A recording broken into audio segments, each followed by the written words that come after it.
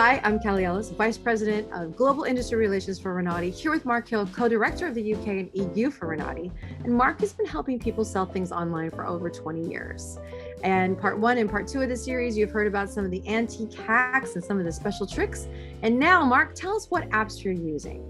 Well, there are three main apps I seem to be spending my life in at the moment, but each one of them saves time, which means I can get back out there and sort of start buying stuff or researching stuff or describing stuff or whatever it may be, or packing stuff up these days. The first one I use is Photoshop. I mean, Photoshop is essential.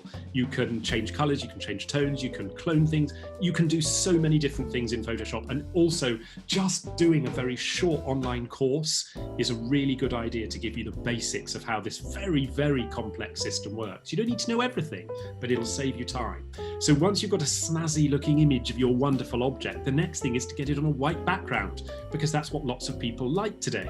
So I use an app called Remove BG, and you can find it at remove.bg. And that will cut out my image and leave it on white background. Once that's been done, I then open it up in Photoshop, and there's a little trick here. I run over with the blur tool very lightly on the outside just once, and that takes a sort of sharpness between the edges of the object and the white background off. Do it and you'll see what I mean. It's incredibly subtle and you don't need it set to 100%, but it just gives a little bit of softness to take away from that very different change. Who doesn't like a little softened edges? I know I do. To size my nicely cut out image on a white background, I use a system called Capwing. So you can subscribe to Capwing, which means that your images are only seen by you, or you can sign in using Google or Facebook or another one of the applications, and that will also just remove the little logo that they put on the bottom. So I will import my image into a canvas, then I set the size of the canvas, and because the canvas background is white and my background is white, you can make the object as large, small, move it around the field in Capwing as much as you like.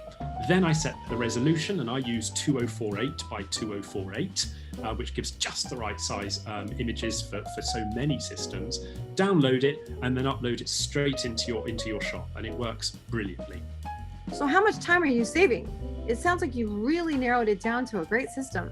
I'm saving hours and hours, because before I discovered RemoveBG.com and similar apps and Capwing and similar apps, I would have to go into Photoshop, bring the object up, and then use the little pen tool to make little tiny dots to create a line all the way around something. Now, around a sphere, that's okay. On something that's square or rectangular, that's okay too. You try doing decal-edged paper.